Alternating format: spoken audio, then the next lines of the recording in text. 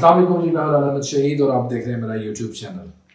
आज हम बात करेंगे इस वीडियो में ईडियम्स के बारे में, और आज हम 10 ईडियम्स जो हैं उनका मीनिंग और उनके सेंटेंसेस जो हैं उनको देखेंगे और समझने की कोशिश करेंगे इन ईडियम्स के मतलब को। एक बात आपको अपने जहन में रखनी चाहिए कि एक ईडियम जो होता है उसमें जो नॉर्मली एक फ्रेज होती है, एक ईडियम जो होता है, और इस फ्रेज के जो लफ्जी मतलब होते हैं वो ज़रूरी नहीं कि वो लफ्ज़ी मतलब भी इसका एग्जैक्ट मीनिंग भी हो।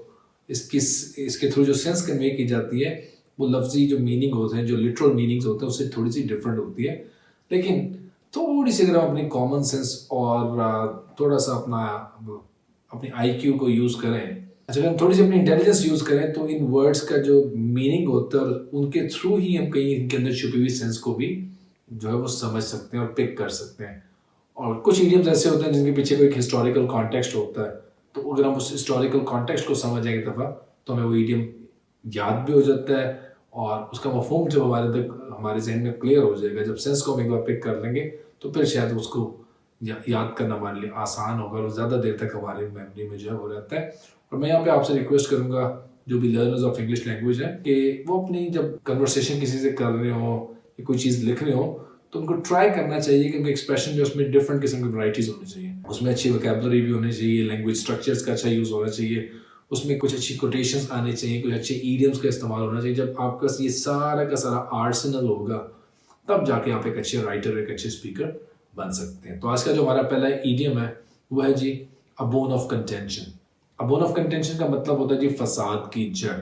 अब इसका जो लफ्ज़ी मतलब बोन ऑफ कंटेंशन, बोन हड्डी को कहते हैं, कंटेंशन कहते हैं किसी झगड़े को, डिस्प्यूट को कहते हैं। अब हम अगर बात करें जी फसाद की जड़, कोई डिस्प्यूट वाली हड्डी। अब इसमें अगर आप थोड़ी सी कॉमन सेंस यूज़ करें तो हड्डी का डिस्प्यूट से क्या कनेक्शन बनता है। अगर किसी का पे डॉग्स बैठे हो तो होता है बड़े ही फ्रेंडली मैनर में आपस में बैठे हो और आपस में बहुत आराम से कंफर्टेबल होकर बैठे हो, आपस में काफ़ी एंजॉय भी कर रहे होंगे, लेकिन अचानक अगर आप उनके दरमियान एक हड्डी थ्रो करेंगे तो वो उस एक हड्डी की वजह से वो आपस में लड़ पड़ेंगे। तो वो जो हड्डी है बेसिकली वो फसाद की जड़ बन जाती है, वो कॉज ऑफ कंटेंशन या बोन ऑफ कंटेंशन बन जाती है। तो इडियम है जी बोन ऑफ कंटेंशन। हम इसके लिए सेंटेंस में नाचते हैं कि द पीस ऑफ लैंड या the piece of property is a bone of contention between the two brothers. तो दोनों भाइयों के दरमियान जो बोन ऑफ कंटेंशन है, जो फसाद की जड़ है, वो एक पीस ऑफ प्रॉपर्टी है।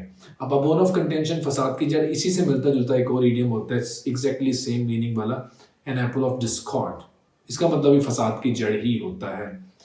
Okay, an apple of discord. अब एप्पल का फसाद से क्या ताल्लुक है, इसके लिए आपको उसका हिस्टोरिकल कॉन्टेक्स्ट जो है वो जानना पड़ेगा। बाइबल में स्टोरी यूं मौजूद है कि जब एडम और ईव को, मुसलमान जिन्हें हजरत आदम और हजरत हव्वा कहते हैं, एडम और ईव को जब गार्डन ऑफ ईडन से निकाला गया तो उसकी वजह ये थी कि गॉड ने कहा था कि जन्नत में, पैराडाइज में जहां मर्जी वो फिरें, उनको इजाजत थी, सब कुछ करने की उनको इजाजत थी, लेकिन उनको एक बात से मना किया गया था कि एक एप्पल ट्री है उसके पास नहीं जाना। लेकिन सैटन जो है वो कहते हैं the guys of a snake, एक स्नेक का वह रूप बदल के वो आ गया और उसने फिर ल्योर किया ईव को, और ईव बहकावे में आकर जो है ना उन्होंने एप्पल ट्री जो है उसका वो एप्पल जो है वो खा लिया, और यहाँ से बेसिकली जो वो फसाद पैदा हो गया और फिर उनको वहां से निकाल दिया गया।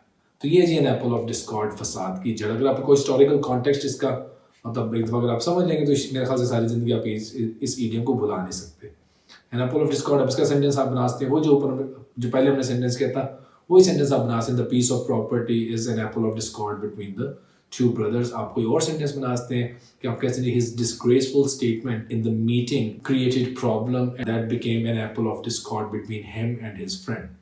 okay, हमारा तीसरा इडियम जो है वो है by leaps and bounds। by leaps and bounds का मतलब होगा दिन दुगनी रात चौगनी, ये मतलब बहुत तेजी के साथ, very rapidly, very quickly, by leaps and bounds। अगर इसके मीनिंग पे भी आप गौर करें तो लीप का मतलब भी जंप करना होता है, बाउंड का मतलब भी जंप करना होता है। तो अगर आप जंप मार मार के चल रहे होंगे, दौड़ रहे होंगे, तो आपकी पेस थोड़ी सी एक नॉर्मल वॉक से ऑफ कोर्स ज्यादा होगी और आप थोड़ा रैपिडली मूव कर रहे होंगे। तो यहीं से जी idiom by leaps and bounds. For example आप कहते हैं इस business is making progress by leaps and bounds, our country is making progress by leaps and bounds. मतलब हमारा मुल्क दिन दुगनी रात चौगनी तरक्की कर रहा है, जिससे उसका बिजनेस जो है वो भी दिन दुगनी रात चौगनी तरक्की कर रहा है। हमारा जो फोर्थ इडियम आज का वो है जी a hard nut to crack. A hard nut to crack कहते हैं कोई बहुत डिफिकल्ट काम को, अब नट को क्रैक करना मुश्किल काम होता है, और हार्ड नट टू क्रैक एक ऐसा नट जिसकी क्रैक करना, तोड़ना और मुश्किल हो।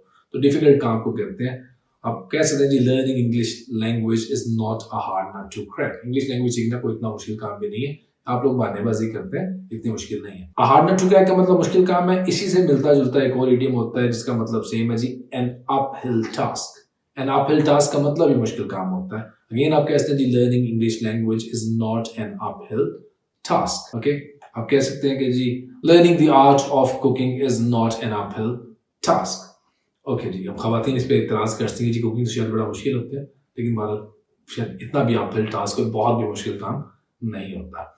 नेक्स्ट है जी हमारा जी अ हरक्यूलियन टास्क। इसका मतलब भी बहुत मुश्किल काम होता है। तो an uphill task, a Herculean task, a hard nut to crack, तीनों का मतलब एक ही होता है। तो एक इडियम के थ्रू आप बाकी दो का मीनिंग भी जो है वो समझ सकते हैं और याद कर सकते हैं। Herculean task, difficult task. क्यों उसे कहते हैं जी हरक्यूलियन टास्क? हरक्यूलियस जो था वो ग्रीक माइथोलॉजी में एक बहुत इंपॉर्टेंट फिगर था और उसको गॉड्स ने कुछ बहुत डिफिकल्ट किस्म के टास्क असाइन किए होते हैं एज अ पनिशमेंट। तो वो जो टास्क थे वो 12 जो टास्क थे उसके वो सारे के सारे बहुत डिफिकल्ट टास्क थे।